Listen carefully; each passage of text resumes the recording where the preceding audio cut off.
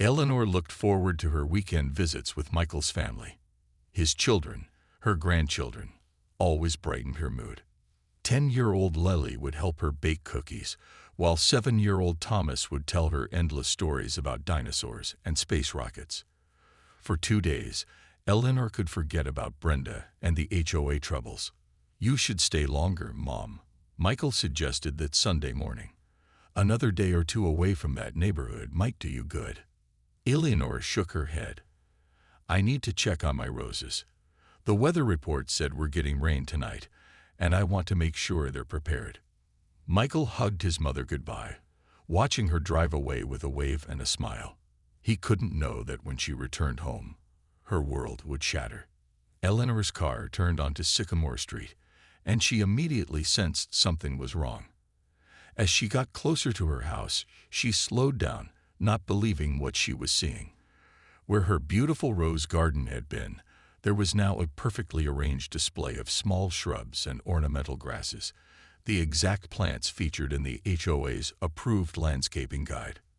Her hands shaking, Eleanor parked in her driveway and stumbled out of the car.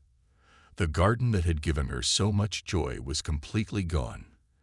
Every rose bush, every flower, even the decorative stones she had collected from special places, all replaced with identical plants that matched every other yard on the street. Near her mailbox, she spotted something colorful. Walking closer, her heart sank even further. Tossed carelessly at the edge of her property were the remains of her rose bushes. They had been ripped from the ground, roots and all. Eleanor knelt down and gently touched a cluster of pink roses, the Margaret Jenkins variety that her grandmother had first planted nearly 70 years ago. The roses that had survived 3 family moves, that had provided cuttings for her daughter's wedding bouquet, that had been lovingly transplanted to her new home when she retired, now broken and dying in a heap. Eleanor didn't notice the envelope taped to her front door until she finally went inside, tears streaming down her face. Inside was a bill for $3,200 for necessary landscaping corrections, and a note on HOA letterhead signed by Brenda. "Property has been brought into compliance as per Section 7 of the Covenant. Cost of corrections has been added to your HOA account." When Michael called to make sure she'd gotten home safely, he was alarmed by his mother's voice. Barely a whisper, breaking between words. "Mom, what happened? Are you okay?" "They took my roses, Michael," she said. "All of them. They're gone." Eleanor tried her best to reason with Brenda. She invited her over for tea, hoping they could find a compromise. The rose garden was tidy and well maintained. Couldn't there be some exception to the rules?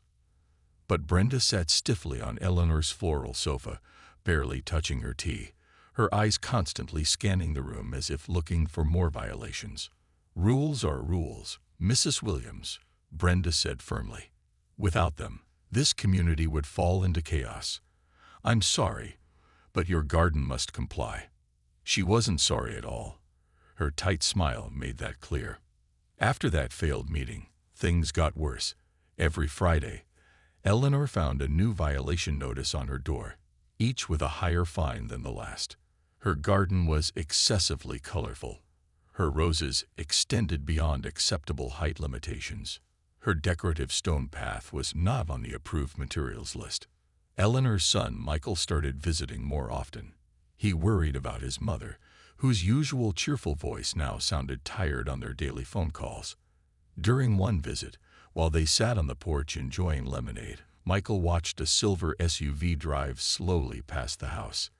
He recognized Brenda behind the wheel, openly taking pictures of his mother's garden. "That's the 3rd time she's driven by today," Eleanor sighed. "She does this every day now." Michael wanted to confront Brenda, but Eleanor asked him not to make things worse. She was trying to follow the rules by removing some roses and adding approved plants, but it seemed that whatever she did, Brenda would find something new to complain about. The worst moment came at the monthly HOA meeting. Eleanor decided to attend, hoping to speak with the other board members. The community center room was packed with residents, many facing similar issues with the new rules. When the topic of yard violations came up, Brenda displayed a slideshow of problem properties. Eleanor's house was featured prominently. "This is exactly what brings down property values," Brenda announced, pointing at the image of Eleanor's roses. "Some residents clearly don't care about their neighbors' investments." Or perhaps, she added with a pointed look at Eleanor, "some people are simply too old to maintain appropriate standards and should consider other living arrangements." A shocked murmur ran through the crowd. Michael, sitting beside his mother, felt his face grow hot with anger. He started to stand up, ready to defend his mother, but Eleanor gently placed her hand on his arm.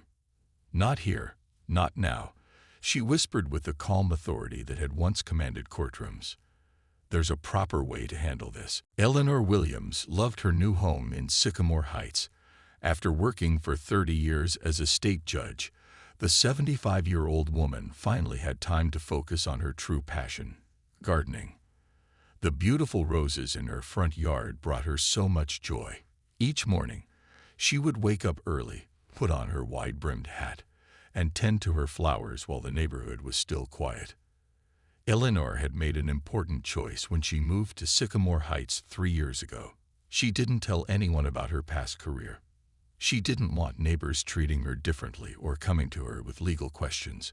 She just wanted to be Eleanor, the nice lady with the amazing rose garden, not the Honorable Judge Williams who had sentenced criminals and made tough decisions that changed people's lives. The peaceful life Eleanor had built started falling apart when Brenda Patterson was elected as the president of the Homeowners Association. Brenda was in her 40s, always dressed in expensive clothes, and spoke with a voice that expected immediate obedience. She had big plans to make Sycamore Heights the most desirable community in the county, and those plans included strict rules about how front yards should look. Within her first month as president, Brenda created a thick booklet of new rules. Front yards had to follow an approved design plan. Only certain types of plants were allowed. Decorations were strictly limited. Garden structures needed written permission. The list went on and on. When Brenda first walked past Eleanor's house and saw the colorful rose garden that spread across the entire front yard, her lips pressed into a thin line. The roses, white, yellow, pink, and red, were carefully arranged and beautifully maintained, but they didn't match Brenda's vision for a uniform community aesthetic. A few days later, Eleanor found a notice taped to her front door.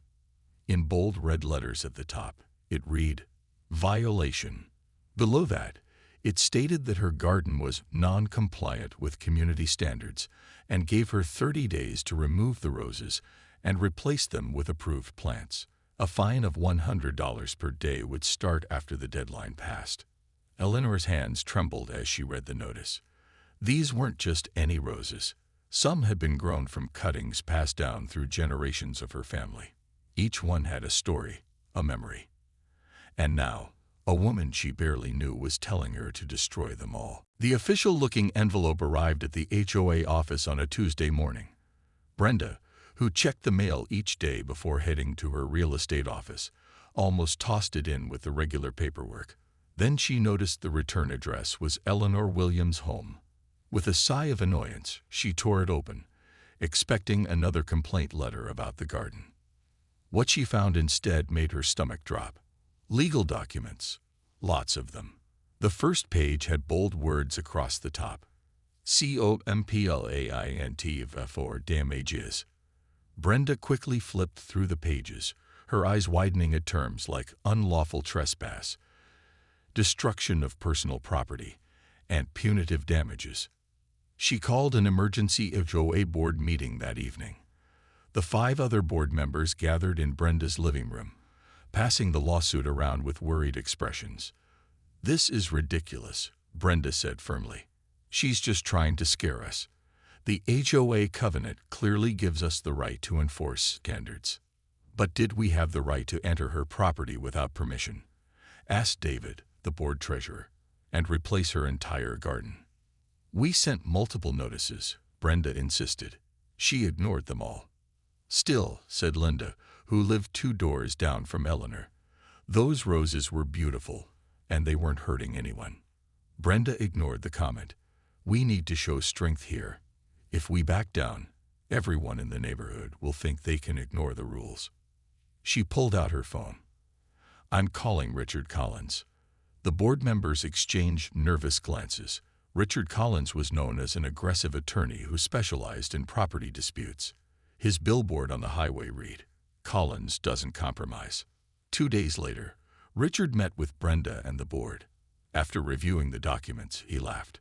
This is clearly written by an amateur, probably used some template from the internet. So we can get it dismissed? Brenda asked hopefully.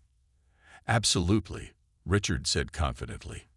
And then we'll countersue for legal fees and court costs. This Eleanor Williams will wish she'd never tried to take on this HOA.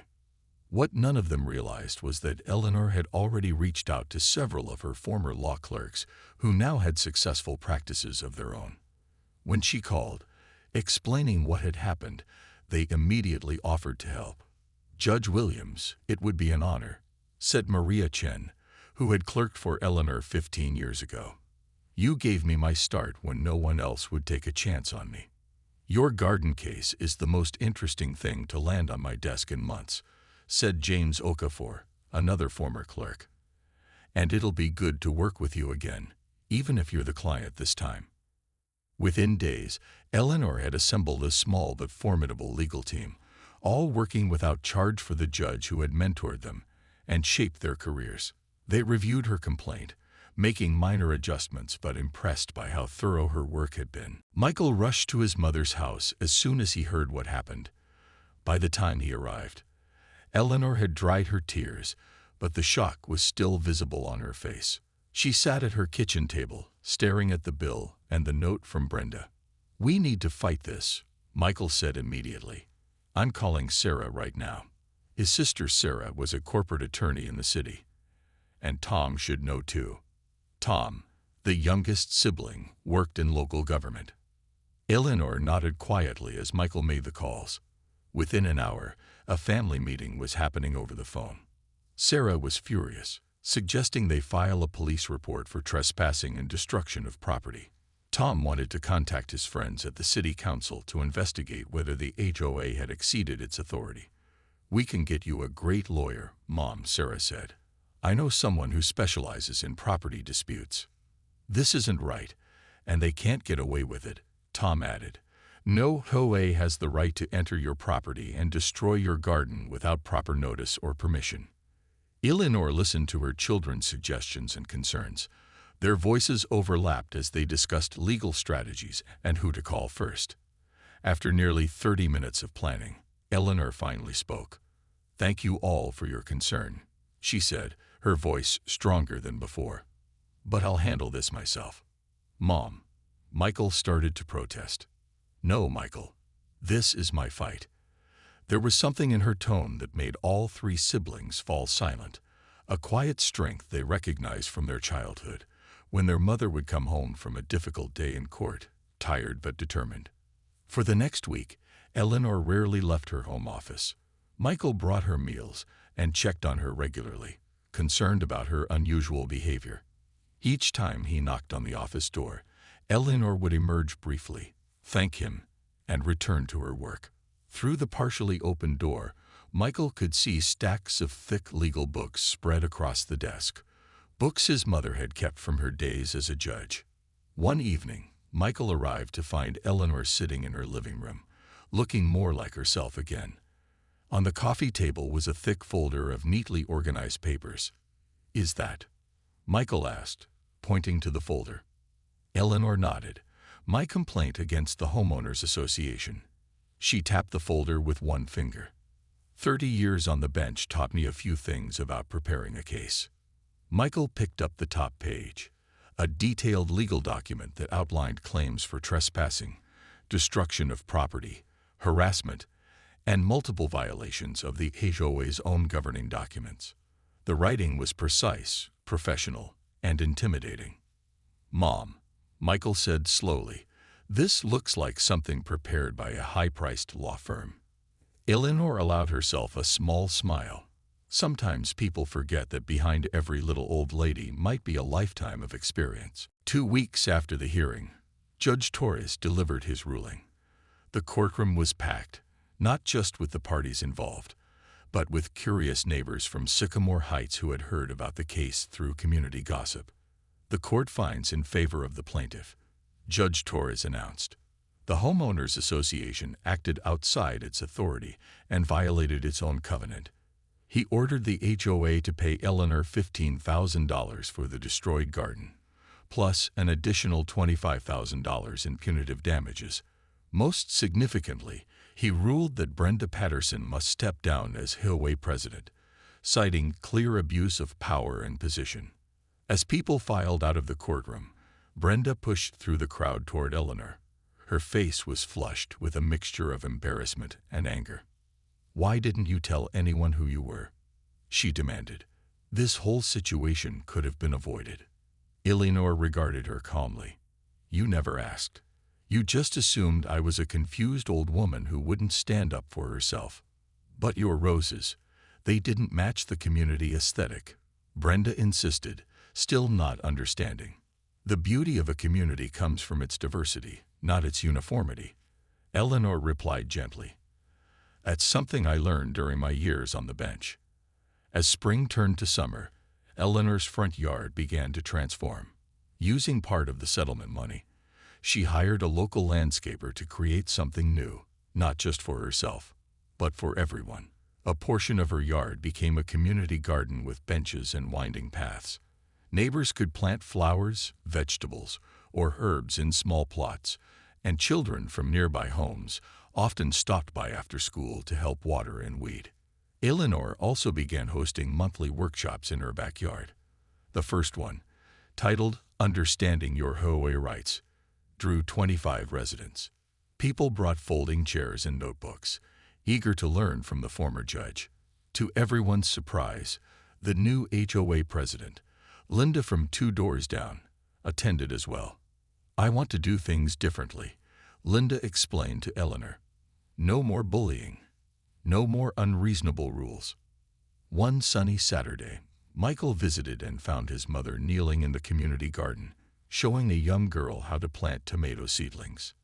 Nearby, 2 elderly gentlemen were debating the best way to stake pea plants, while a young couple arranged stones along a path. "You've created something wonderful here, Mom," Michael said, helping Eleanor to her feet. She smiled, looking around at the lively garden filled with neighbors of all ages. "Sometimes justice isn't about winning cases," she said, repeating the phrase she had often used during her years on the bench. "It's about restoring balance and teaching people to do better." In her palm, she held a small cutting from one of her heritage roses, one she had managed to save. "Life finds a way to bloom again," she said, carefully planting it in the center of the community garden. "You just have to give it the right conditions to grow." The county courthouse was a familiar place to Eleanor. For 3 decades, she had walked its marble hallways wearing her black judicial robe, commanding respect from everyone she passed. Today, she entered as a plaintiff, dressed in a simple navy blue suit, her silver hair neatly pinned back. Michael walked beside her, carrying her briefcase. "Nervous?" he asked. Eleanor smiled. "Not really. It feels like coming home." They entered courtroom 3, where Judge Robert Torres would hear the case. Eleanor had never worked directly with Torres, who was appointed after her retirement, but she knew him by reputation as fair and thorough. Brenda and her attorney Richard Collins were already seated at their table. Brenda wore a cream-colored business suit and pearl earrings, looking every bit the successful real estate agent.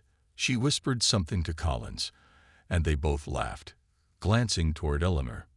"Your Honor," Collins began when the hearing started, "this case should be dismissed immediately. The HOA covenant clearly gives the board authority to maintain community standards." He gestured dramatically toward Eleanor. "The elderly plaintiff simply doesn't understand the legal agreements she signed when purchasing her property." Judge Torres looked at his notes. "I see Ms. Williams is representing herself." "With some assistance, Your Honor," Eleanor said, rising slowly from her seat. Her voice was soft but clear, carrying easily across the courtroom from years of practice. Judge Torres looked up, his eyes widening slightly in recognition. "Counselor, please note that the plaintiff is former Judge Williams of the State Superior Court." A confused murmur spread through the courtroom. Brenda's smug smile disappeared. She tugged at Colin's sleeve, whispering urgently, but he brushed her off. "Former occupation is irrelevant, Your Honor," Collins said dismissively. "Perhaps," Judge Torres replied, "but showing proper respect to the court and its participants is always relevant. Please continue, Judge Williams." Eleanor approached the podium with unhurried steps. "Thank you, Your Honor. First, I'd like to address the claim that I don't understand the HOA covenant." She opened a folder and put on reading glasses. "I've examined this document thoroughly. Section 12.3 specifically states that the HOA must provide written notice and a hearing before taking any corrective action. Section 17.4 requires a 30-day waiting period between final notification and any property alterations." She continued methodically, her voice gaining strength as she detailed how the HOA had violated its own rules. She presented photographs of her garden before and after, time-stamped images of the violation notices, and copies of emails she'd sent requesting meetings that Brenda had ignored. The HOA's actions weren't just violations of their covenant, Your Honor, Eleanor concluded. They represent a pattern of targeted harassment and discrimination based on age, as evidenced by Ms. Patterson's public comments at the March 12 meeting, which multiple witnesses can confirm.